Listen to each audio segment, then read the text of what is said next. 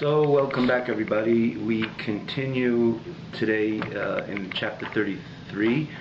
We actually began this chapter last week, so this would be the second class on the chapter 33. You can see this past class, which again, the Alter Rebbe takes the energy of chapter 34. Excuse me, we began last week 34.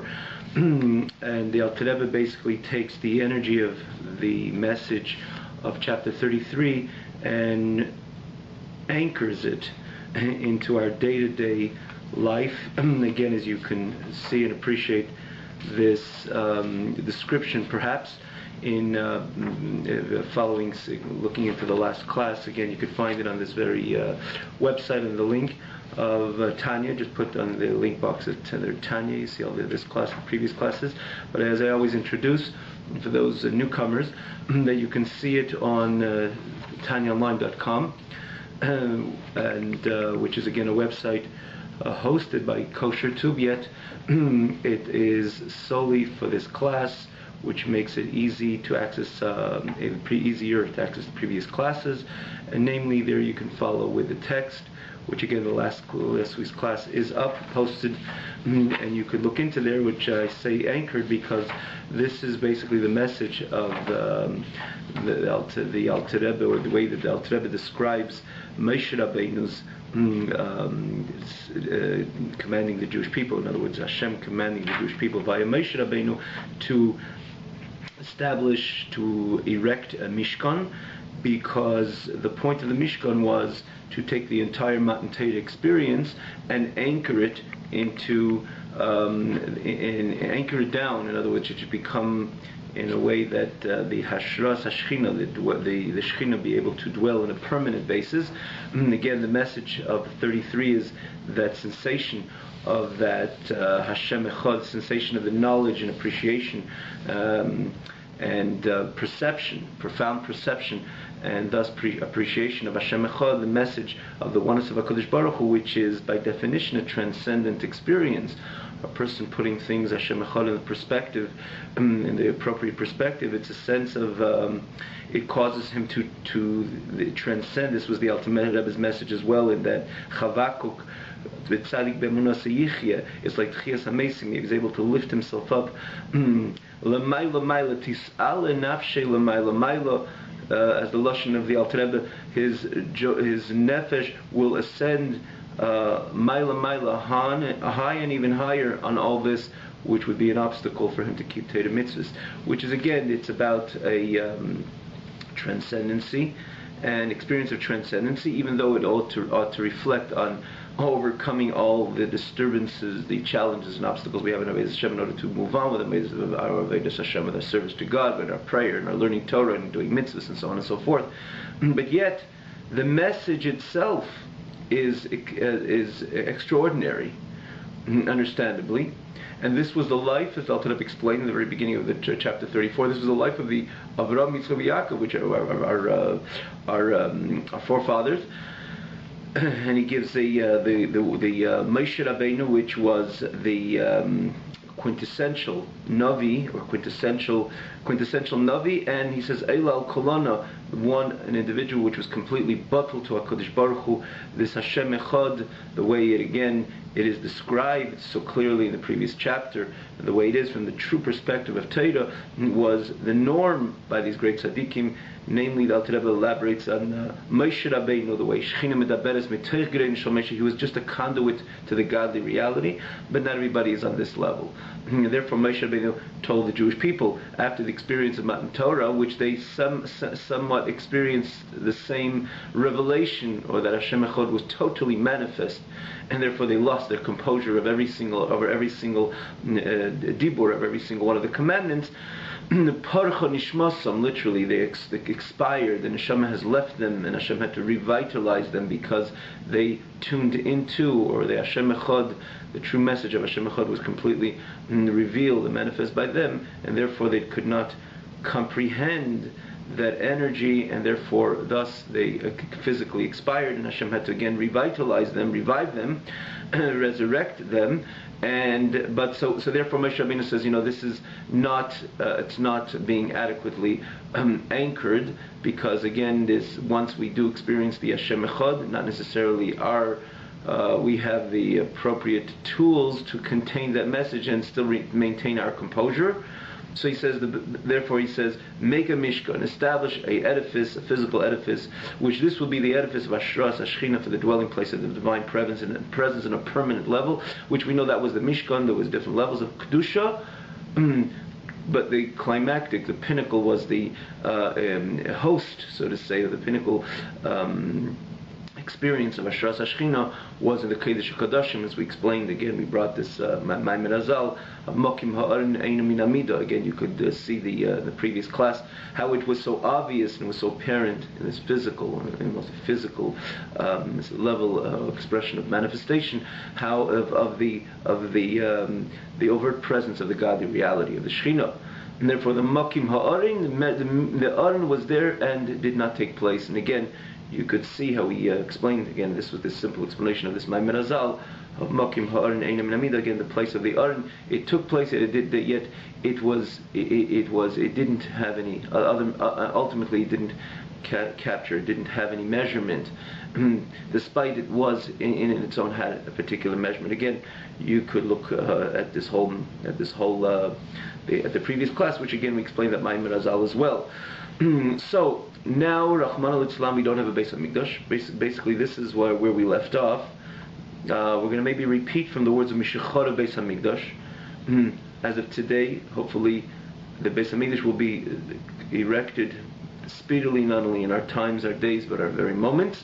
But at this very point, when the Beis HaMikdash is destroyed, what do the Chachams tell us? The Chazal tell us, Ein le'la Kodesh Baruch Hu Elo Daled Amis Shel Halacha. The Eibishter only has the 4 cubits of halacha, which is the notion of learning Torah. That becomes the host which anchors the Shechina, which hosts the Shechina in a way that the Shechina, the way it is, with all its glory and with all its expression of infinity, the true message of Hashem Echad is anchored in the Torah that we learn once the Beis HaMikdash is destroyed. So, what does it tell us individually? And this is the message of Alter Rebbe. Keep to your shiurim in Torah. Learn a lot of Torah. And if you're a businessman and you can't learn a whole day, there's the obligation, as we know, to learn morning and night. Perek Echad Shachris, Perek Echad Arvis. Keep to those shiurim. That's the time you host the Shekhinah. That's the time you're doing the job of the Beis HaMikdash, and more so you're doing the job of the Kodesh HaKodashim. The Aron itself, you become that Aron to which ultimately you become the Kodesh HaKodashim, you become the Aron which hosts the Shekhinah. You're learning Torah in the set time that you establish for yourself, again, based on your guide and your mentor. Again, we have to be honest with ourselves. It's an halacha like any halacha in Shulchan Aruch, just like we're careful in Shabbos and Yontif and so on. And then we try to be not only careful, but scrupulously careful. Similarly, when it comes to Limud Torah, it is a mitzvah. We have to essentially learn Torah day and night, but Torah itself tells us that if you have your time to bring in a parnasa, livelihood, inhibits you to learn Torah day and night, you have to establish a time for learning Torah the morning and night. Perek Echad Shachris, Perek Echad Arvis. It's a halach and Shulchan Aruch. We should not try to cut corners, because it's a mitzvah like any other mitzvah, and more so of a Talmud Torah Keneged Kulam. It has a certain virtue even over other mitzvahs. And then again, it's a case by case idea. Everyone goes to their Rav, to their mentor, and shows them their schedule. It's important to go to someone else. I mentioned this because sometimes, because of our subjectivity, we always feel that we don't have time, and truly there is time in every day to be set aside. And therefore, we have to go to someone who's an objective, show him our schedule, and ask him, like any other shaila and halacha, which we inquire. We ask him, how much does he think, based on this halacha, Perek Echad Shachris, Perek Echad Arvis, morning and night, how much should I learn in the morning, how much should I learn at night? And once there's establishment, a justifiable establishment, how much one should learn and one can learn, one has to stick to those shiurim, because, additional to the mitzvah, or this is part of the mitzvah of the Perek Echad Shachris, Perek Echad Arvis, means to say learning Torah by day and by night, because that's the way, based on this Maimon Azal, that's the way we host the Shekhinah. Meaning to say the Shekhinah is not anchored today, because we don't have the Beis HaMikdash, if we do not learn Torah. So we become the Lemdei Torah. We become those who ultimately, we can say, hosting the Shekhinah, meaning to say, bringing the Shekhinah down into this realm of reality. So let's go further over here where we're holding Meshachar Beis HaMikdash, which is again about a fifth into the Perek. Baruch atah Adonai Eloheinu melech haolam shakil nibidvari. Alright, Mishacharav. You could see it in the corresponding text in English as well.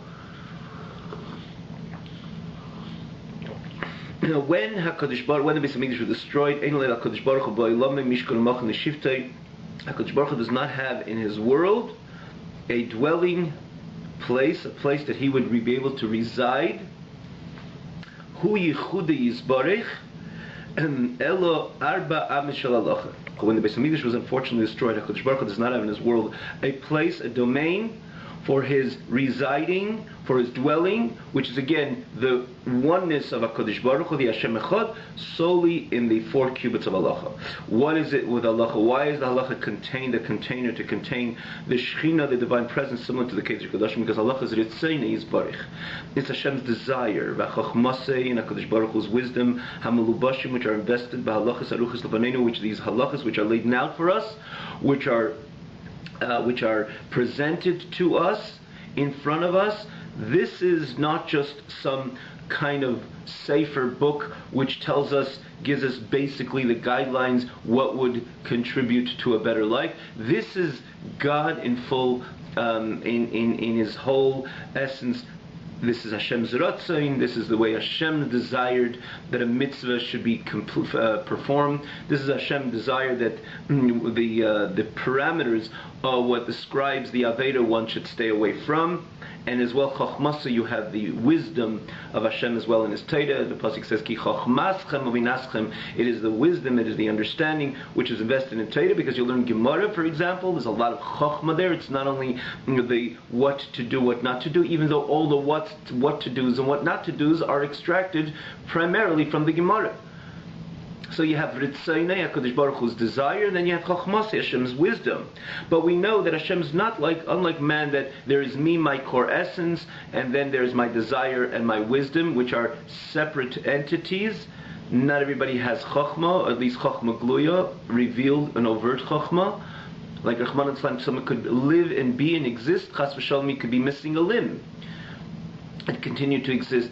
Similarly, when you go deeper within the soul, Chokhmah is an extremely important and profound faculty which HaKadosh Baruch Hu gifted us, but not everybody has the ability to expand on his this gifted Chokhmah. Meaning to say, not everybody has revealed Chokhmah. You can exist without revealed Chokhmah, as an example. Because by the regular person, him and his wisdom are essentially, him and his wisdom, and his chokhmah, him and his bina, are essentially 2 entities. So if we apply that to God, maybe one would say that Torah does not carry the core essence, the core essential energy of God. Because if by me, my essence and my wisdom and my desire and my understanding are different and separate entities, maybe it's so by God. So who said God's core essence is in the Torah? The Torah apparently is only Hashem's Ratzain, only Hashem's desire, only Hashem's wisdom. But no, to the contrary. And ultimately, to the contrary, as it says, Lashon in Zohar, Hu uritzaynei v'chachmasei echad. When it comes to God, it does not work the way it is by man. Hashem and His desire and His wisdom are essentially one. So if you find that in the Torah, presents to us Hashem's Ratzon, Hashem's desire. The Torah presents to us Hashem's wisdom, and we know that that is ultimately the core essence of Hashem. Hu uritzeinu chachmasei echad. It's one. And therefore, when you have the Torah, and that's why Torah hosts the Shekhinah, because Torah is Hashem's Ratzin, Torah is Hashem's, in other words, Hashem's desire, Torah is Hashem's wisdom, and this is invested in the halachas which are presented and placed in front of us. So this is the meaning why the Hashras Hashkina, the dwelling of the divine presence, exists in the 4 cubits of halacha.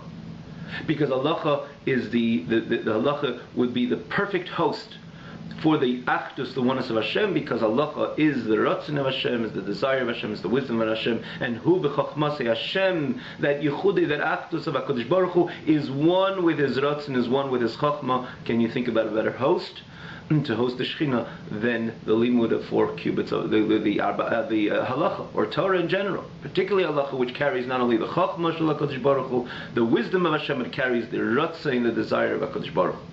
So similar to the Mikdash of Kedesh HaKadosh, for that matter, you could right away see the connection. Why was the Torah in the Aron? Why does the Aron represent Torah? Because they have that common denominator between the two, that they both are associated, they're both the perfect keli for HaKadosh Baruch Hu, for the Echad Actus of Hashem. So therefore, this with Alter Rebbe continues, and therefore, after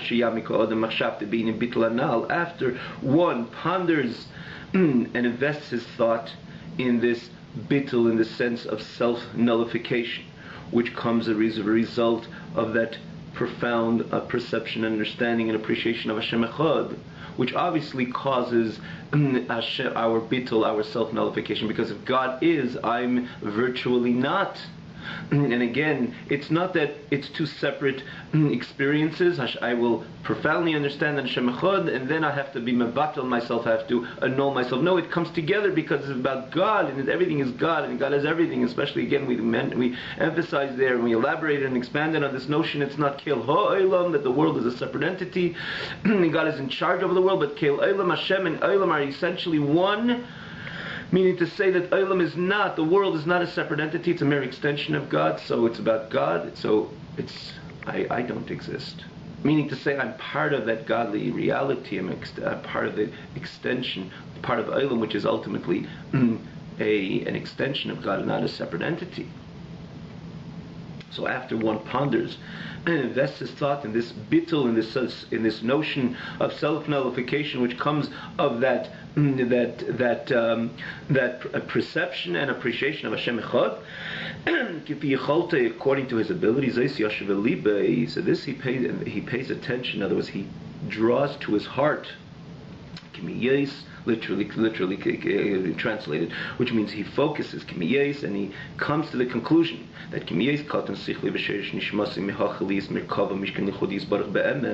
because my seichel, my intellect, and the source of my soul are too small, are too minute, or rather too small, from tolerating, from containing, from comprehending this Hashem Echad, this experience, this sensational, transcendent experience of Hashem Echad, and to me to maintain my composure, because I cannot, my seichel is too small, is too little, from containing this experience of Hashem Echad, that I should be a merkava or mishkan lichudis baruch, that I myself, similar to the others, to be a merkava, a chariot to HaKadosh Baruch Hu. And again, I suggest everybody, to those who want to get again, have an appreciation, understanding why the Avis of Rabbi Yaakov were called and named a merkava, a chariot to HaKadosh Baruch Hu, as we again expanded on this message, or on this explanation of this Lashon, which is the Lashon Hazar, the Mahavis Heinin HaMerkava, or Moshe Rabbeinu is a merkava, is a chariot to God. Just like a chariot has nothing of themselves, it's just about the rochev, the rider. It doesn't even suggest to go left, to go right, wherever the rider wants to go, that's where it goes. Avraham Yitzchak Yaakov, and so to these great tzaddikim, true great tzaddikim, similar to Avraham Yitzchak Yaakov, or Moshe Rabbeinu, which was again the quintessential merkava to HaKadosh Baruch Hu. The reason why they're called merkava, because the rochev, which is God, ultimately rides upon them, that they're completely selfless, similar to the chariot, bringing God from point A to point B. Similarly, the chariot brings men from point A to point B. They brought HaKadosh Baruch Hu from the point that HaKadosh Baruch Hu wanted to get to where the ultimate objective and what HaKadosh Baruch Hu wanted in creating this entire world, to have a Dira Le'Yizbarach, a dwelling place in this physical world. Avraham, Yitzchak, Yaakov, these great tzaddikim bring Hashem to point B, to his objective and his goal, to the maximum fruition. And they have nothing of themselves in the way. Who can say that about themselves, honestly? And this is what he says, my seichel, I could somewhat tap in to that sensation of Hashem Echad, but that should be permanent, that I should be a merkava. I cannot contain this message that it should result of me being a chariot, a merkava to HaKadosh Baruch Hu, and a dwelling place, that I should be a permanent dwelling place for the oneness of HaKadosh Baruch Hu, be'emes la'amitei, in a true, authentic, genuine fashion. True. Remember, emes is obviously something which is the fundamental in Avodas Hashem. We're not kidding. We cannot kid around and try to camouflage what is Avodas Hashem, what's not Avodas Hashem. It's certainly not just a good shuckle or a good scream in a shul. It's about truth. It's about being a full-fledged container. In other words, a full-fledged merkava, a sense of complete, total nullification. Meaning, a merkava, meaning a chariot with complete selflessness, be'emes lamite, truly, and even this is part of the cheshbon of the one who understands, and again tapped into the notion of Hashem Echad, the way it was explained in the previous chapter, causes him a bittul, but then he comes to a conclusion that I don't have the container to anchor this notion of Hashem Echad, that I should be a merkava mishkan, that I should be a chariot or a dwelling place for Hashem Echad, be'emes lamite, truly, mi'achad les machshava delete fisa maseges be'yizbarach klal klal, because ultimately my thought is it's shallow to be topaz, to grasp and have a total comprehension on HaKadosh Baruch Hu, klal uklal, not at all, shum hasaga, meaning to say in comparison, shum hasaga ba'olam, no true elaborate perception and appreciation, and nothing even close to me'asagas aviz vanavim, the way the Avraham, Yitzchak, Yaakov perceived the godly reality, perceived God, and our Nevi'im, our prophets perceived God primarily. Moshe Rabbeinu, Avi Kol HaNavim, the quintessential Navi in comparison even to all the Nevi'im, and I don't have anything close in my perception of God in comparison to them. So again, the reason why they were able to maintain that composure despite they had their 2 feet on the ground, as we mentioned last week, it's not that we would expire once we have that complete appreciation and understanding and comprehensive understanding of Hashem Echad. So we said maybe there is a greatness in the individual who expires, similar to the experience of Matan Torah over Avraham, Yitzchak, Yaakov, because they were able to go on, and the Jews, the Am Yisrael, when they heard that Seder was completely expired, so maybe they're greater because they perceive the message stronger and therefore with greater energy and greater potency, and therefore they expire, as opposed to Avraham, Yitzchak, Yaakov were able to go on and continue and with continuation and perpetuation, and there with our Avodas Hashem. But what we explained, if you remember last week, the opposite is true. The reason why we expired is because there's nothing within us. We don't have that container, that grand container, or we don't have that expanded container. We are not kelim for the yichud, the message of Achdus Hashem, to lock itself in or to anchor itself on a permanent basis. And this is the reason why the Eden expired. Quite on the contrary, on one hand they experienced the full sense of Hashem Echad by the time of the Seder Sadibris. On the other hand, their keli was too short-circuited, it was too small, it didn't have the ability to contain this message, and therefore they had expired. time and again at each one of the Aseret HaDibros. Conversely, Avraham, Yitzchak, Yaakov, because in Moshe and on all the Nevi'im, again, namely Moshe Rabbeinu among the Nevi'im, and he says even in comparison to Avraham, Yitzchak, Yaakov, their container was holy. They had the ability to perceive the deeper levels of the godly reality of God, and therefore when they're exposed to Hashem Echad, they become that perfect match with perfect symmetry and equilibrium between their experience, between them being a Keli and the message of Hashem Echad. Because it's from the perspective of their keli, of their utensil, meaning to say of their container, they're in tuned broadly with a profound and elaborate understanding in their Creator and Hashem, and therefore when the core essence of Hashem Echad is revealed, it doesn't completely destroy them, it doesn't cause for the expiration of their body, of their container, it fits with perfect seamlessness, and they connect. And therefore, throughout the entire life of Avraham, Yitzchak, Yaakov experienced their Hashem Echad. Therefore, they were Merkava goes together. They stood with a complete self-nullification as a Merkava, as a chariot to the rider. Without, it's not I want to go right and you want to go left. In the very beginning, there's no opinion to the chariot. Avraham, Yitzchak, Yaakov didn't want to do anything other than the Ratzain, the desire of the Rochev, their creator, which is the rider, which is Hashem. In this case. And so to Moshe Rabbeinu, Shechina medaberes mitoich greina shel Moshe. The Garin of Moshe Rabbeinu is so holy and so lofty, and so part of the godly reality. The Shechina, divine presence, speaks via the Garin, via the throat of Moshe Rabbeinu. So the fact that they can contain themselves, they can maintain rather their composure, is a sign that their composure is on a different level. Their whole being, their keli, is on as gufim, as neshamas begufim. In other words, they themselves were the perfect container because their container was holy and at a different level, and including in their perception of the godly reality, their perception of Hashem, and therefore the Yichuda Yisbarach clicked perfectly on a permanent basis with them. However, myself, I know exactly what my container is all about. Even the Jewish people of Matan Torah, in which they were coming after 49 days of elevation, and important elevation, day after day, purifying themselves, refining themselves, preparing themselves for this auspicious day of Matan Torah, where they would come face to face with HaKadosh Baruch Hu. Especially in the last 6 days from the Rosh Chodesh, as they made those intense and enormous preparations. So they uplifted themselves and they stood by Matan Torah. Their container was still not that grand for them to maintain, or for them to contain rather, that Yichudei of Hashem, the Achdus of Hashem, the way it is, the message or the energy of Hashem Echad. Therefore they expired after every one of the Aseret HaDibros. How much more so myself, knowing myself and knowing my container, and knowing how distant myself, and as Alter Rebbe says, no comparison to the perception of the container the way it was by Avraham, Yitzchak, Yaakov, or any other Nevi'im, again primarily Moshe Rabbeinu. So what do? On one hand, isn't that the point?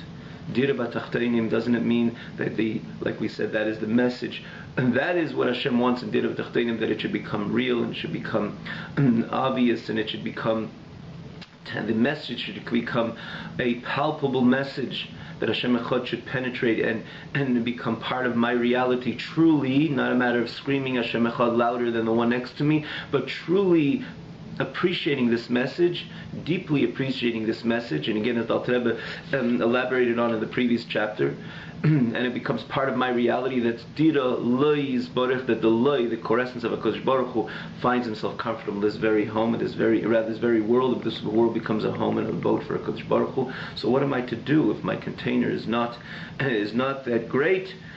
So what can I do? So the answer is, we follow the pattern of Moshe Rabbeinu. Moshe Rabbeinu also saw this by this being the state of Am Yisrael by Matan Torah. The message, they had to absorb the Hashem Echad. The Hashem Echad has to become completely manifest. This is the message of Matan Torah, the fusion of the spiritual and the physical, meaning to say, the spiritual the way it is, ultimately the core essence, not only of a ha'ara, just a ray of HaKadosh Baruch Hu, like the difference of Shem Shakai and Shem Hashem, which HaKadosh Baruch Hu told Moshe Rabbeinu, the Matan Torah is about my core essential, my name and my core essence, the Shem Hashem, Shem Ha'etzem, and then even beyond that, the Anochi is explained in a number of places in Zohar, is even beyond the Hashem. That's why Anochi comes before Hashem Elokecha, the way the Aseret Sedibros begins, because the message is the Bitul Agzeda, the complete opening, the complete fusion, synthesis between the spiritual and the physical, and we speak spiritual, the highest level of the spiritual, which is the core essence of HaKadosh Baruch Hu, ought to be manifest in this very physical world. That's the message of Matan Torah. And Moshe Rabbeinu felt it. And that was the experience of the Yidden. That's why that was their experience of the Aseret Yidden standing and listening to Aseret Hadibros. But the problem was they expired. Their container could not handle this message. So what did Moshe Rabbeinu? Moshe Rabbeinu felt it. And Moshe Rabbeinu did not want to compromise on the ultimate objective of this physical world being a container or hosting the Hashem Echad. So the Hashem Echad came to a full state of revelation and manifestation by Matan Torah, but the Jewish people expired 10 times.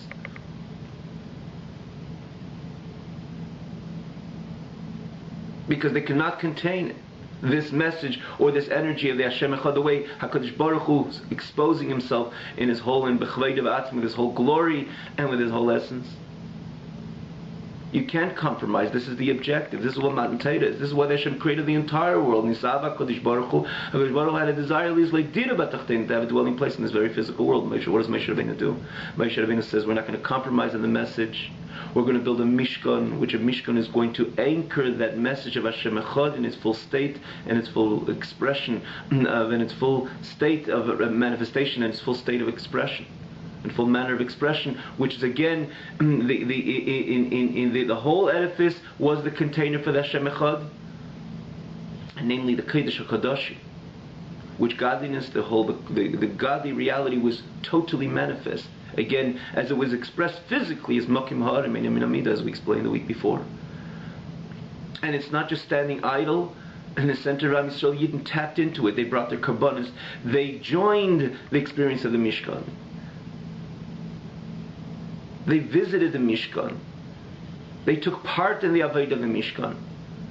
But the Mishkan was there as a permanent, again, the Mishkan obviously in comparison to the Beis HaMikdash wasn't permanent, but the Mishkan itself was that permanent edifice which journeyed together with them, which they were able to constantly visit and tap into the energy of the Mishkan.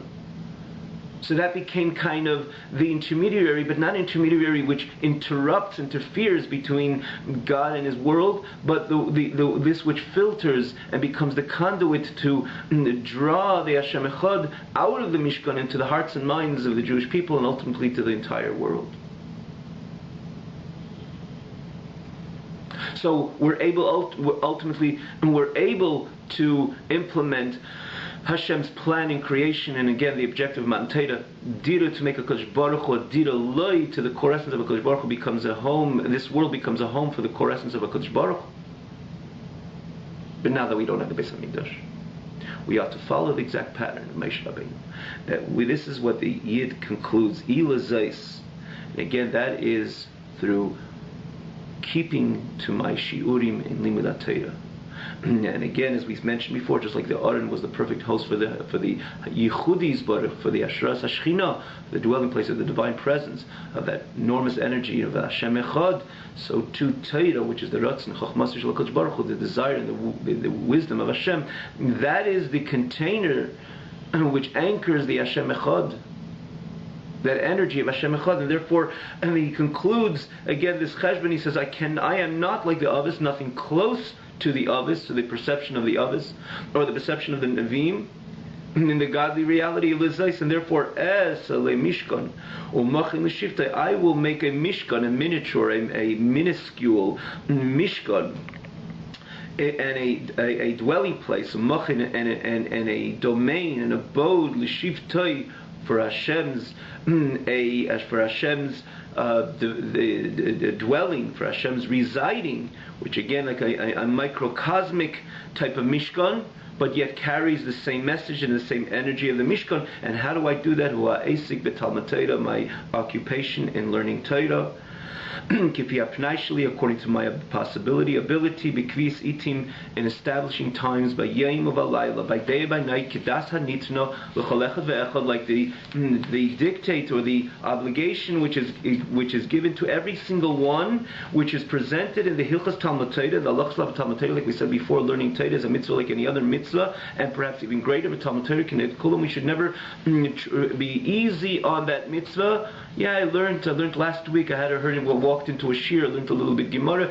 It's a mitzvah which we have to be careful and scrupulous like any other mitzvah. If I'm not going to buy a lulav which is run down, or an esrog which is cut away, part of its skin, part of its tissue, I have to make sure that I keep the mitzvah of Talmud Torah in the same fashion. And therefore we have a Shulchan Aruch which tells us how to keep the mitzvah.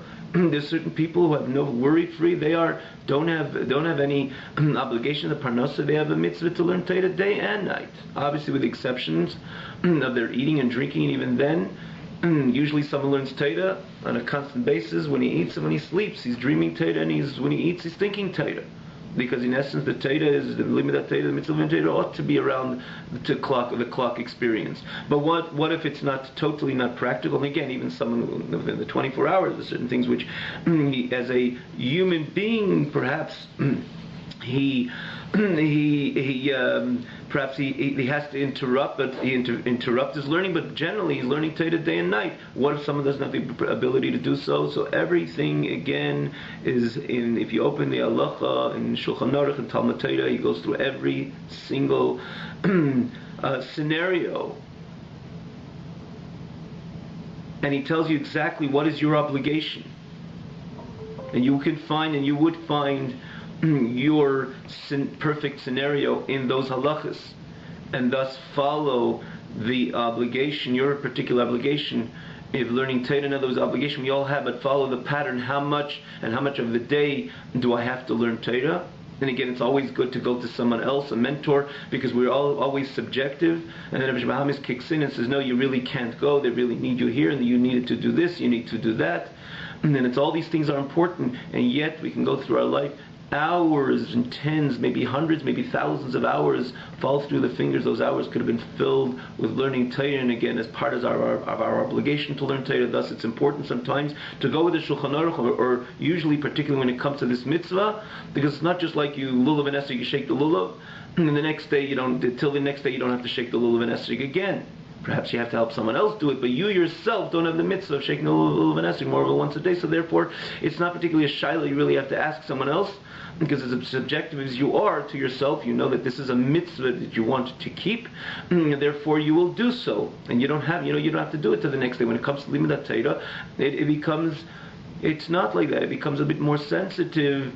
Our establishing, in other words, it becomes it can become a little more ambiguous of the message of how much we are obligated to learn Torah. Therefore, precisely when it comes to the mitzvah, it's very highly suggestible to go to a mentor and say, look, this is my schedule, and this is the halacha. How much do you think that I have to learn? And when he'll tell you have to learn in 2 hours every morning, so you have to stick to those 2 hours. If he tells you 2 hours in the morning and 2 hours at night, this is what you have to do. And obviously you can open up your entire schedule, personal schedule, with all your personal obligations, and he will tell you what is important, what is not important, and he will try to help you and assist you, not to make it hard on you. Hashem wanted to bring merit to us, so he increased, not only gave us Torah mitzvahs, he increased our ability to have hands-on and to do more and more mitzvahs. And particularly when it comes to limud Torah, the unity which comes by learning Torah there's no comparison. Even though we have to stop of our learning to do a mitzvah, but you're talking about the virtue of limud Torah, there's no other unity which unites a person or any other entity with God. And for that matter, even more than the neshamas and Gan Eden, we're not going to go over the different explanations that the Rebbe pointed out in the earlier chapters, namely the fifth chapter of Tanya, which again you could always easy access these chapters, which the Alter Rebbe uses again these chapters with the primary message of the virtue of limud Torah even over all the other mitzvahs. So if he tells you 2 hours, jump to it. You have the ability to connect to HaKadosh Baruch Hu in this unimaginable connection via learning Torah. And additional, there's no question, ask anybody who learns Torah, it's about yanking yourself away from whatever you're doing and going into the Beis HaMedrash and learning or finding the Chavrusa. But once you're sitting with an open Gemara or any other limud, and with a Chavrusa, ein lecha tayne gadol mizeh. One doesn't have to be a spiritual person per se to experience the beauty of learning Torah. You're there, you can't think of, well, what pushed you, what it takes us so hard to come to something so enjoyable. It doesn't mean that the next day you don't have the next same challenge. The Rosh Hashanah doesn't stop. The Yetzer Hara doesn't stop. But we have to be wise enough to override his suggestions and do the right thing.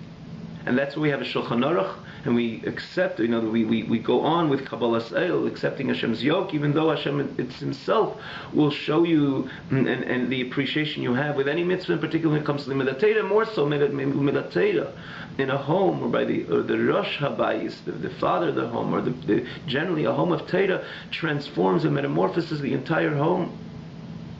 Not only it's spiritually that we know that we have a chelik in Eilam Haba, we connect to HaKadosh Baruch Hu. Torah is Kihim Chayenu, not only in the Eilam Haba, but as the Rebbe used to point out in many letters, Kihim Chayenu Beilam Hazeh, and it changes the life of the home physically, materially, in good spirits, and in good environment, and healthy environment, and in the healthy environment. There's constancy in this healthy environment perpetuates throughout the day, throughout the week, throughout the month, throughout an entire life. Precisely, and not only through other kima mitzvahs, which is well established, that environment in the home, but there's something special to the learning Torah. But again, that's not the primary reason why we do so. This is the gift. We see the reward of Torah, but it is just like any other mitzvah, which is a mitzvah. We don't know why we shake the lulav and Esther. We know that Hashem told us in the Torah. That's what we do. So similar to when it comes to learning Torah.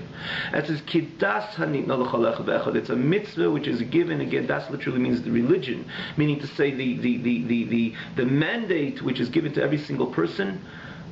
Which is again described and laid out so perfectly and so with such precision, goes across all the different scenarios which exist within human schedule and the human occupation, and it tells us how much you have to learn Torah. And again, when we do this, we connect to these halachas objectively. Always again suggestible to go to a mentor and ask him, how much Torah should I learn?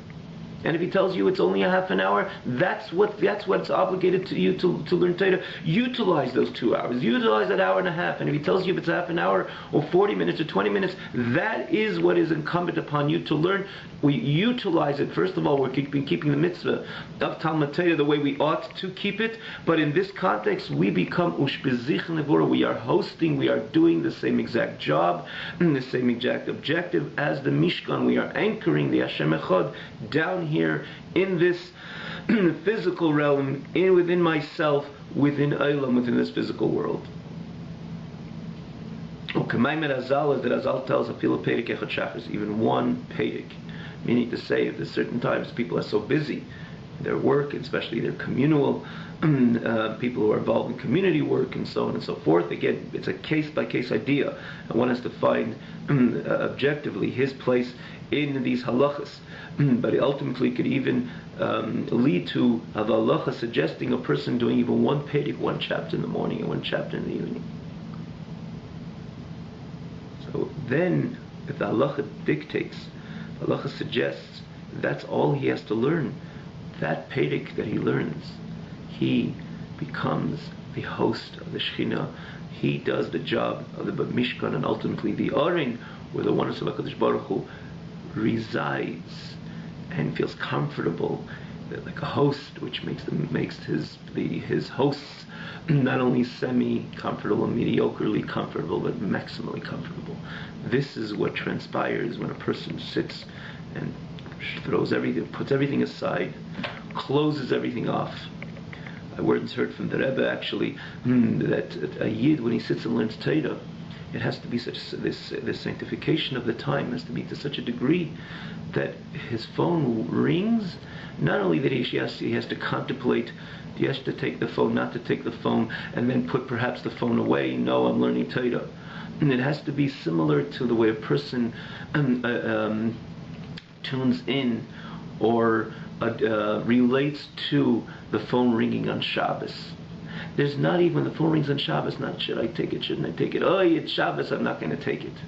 It's Shabbos. There is no phone. It happens to be ringing, but there's no attention paid to it. Because it's Shabbos today. And if this is the time that I'm learning Torah, it's my minuscule Shabbos. It's the time that I'm hosting the Shekhinah. This is the time that I am doing the job of the Oren. The Oren doesn't take no calls. The Oren is busy hosting the Shekhinah. The most profound part, the core essence of the Shekhinah. It doesn't contemplate to do anything else. It is the Oren, which again becomes the connector. The Shekhinah connects via the Oren. The Oren is the host to that Shekhinah, so there is nothing else than hosting the Shekhinah. This is what's transpiring. This is what happens when you when you sit and learn Torah in the time that you are obligated to learn. Again, everyone in a case by case. This is case by case scene over here, a case by case scenario, which constitutes each one of us. Each Yid, how much Torah he has to learn, but at that time that you're learning Torah, it's Shabbos. It's more than Shabbos. You become the Ushpezichin Ligvura, you become the host of the Shekhinah. The Shekhinah knocks on your door. Imagine HaKadosh Baruch Hu B'chvei V'atzmi knocks on your door, and then you're able to host the Shekhinah, and you say, Eibishter, one moment, the phone is ringing, or someone else is nudging me, and so on. Now, make no mistake, obviously we're not talking about something, when you're dealing with any urgent matter, we always have to stop when it comes to something emergency, or sometimes when someone is in dire help, a poor person. Sometimes we throw out, we could, as we're learning, if you believe that this is a mitzvah that says, this person is not going to come back, this opportunity is not going to come back, we have to give some stuff or something, but nothing else other than a mitzvah, a mitzvah that cannot be done through other people, which usually that's not what disturbs us, if we're only honest with ourselves and Alim Dateva. It's more the other side attractions which are petty and irrelevant. And we ourselves with our decision, our nonsensical decision, make them relevant. And sometimes in the middle of a sugya, you're hosting the Shekhinah. You're doing what the Oren does. You are the Oren at that time. It is senseless to pay attention to anything else. And uvazeh, and with this, yismach libei v'yogil, his heart will rejoice, and he will elate. He will give praise to Hashem on his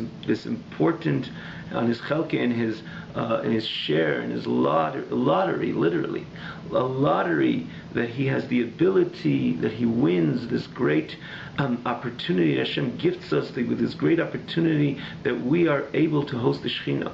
With joy and gladness of heart, al shezocha liyas ushpezichin legvura, that we merit, that he merited to be a host to Hashem, which is called Gvura, to God, Pamayim b'chol yom, twice a day, kifi ha'eis v'hapnai shalei, based on his time, and based as an opportunity, kimisas yodei asher hichiv Hashem lei, as the ability, his hand ability, meaning to say the opportunities, the parnasa, the state of livelihood which Hashem gifted him, or as he says, Asher hirchiv Hashem lei, that Hashem broadened his state of his livelihood, which means Hashem broadened his parnasa, and therefore if Hashem broadened his parnasa, so he has more time, and he could firstly set aside time in order to host the Shekhinah, in order to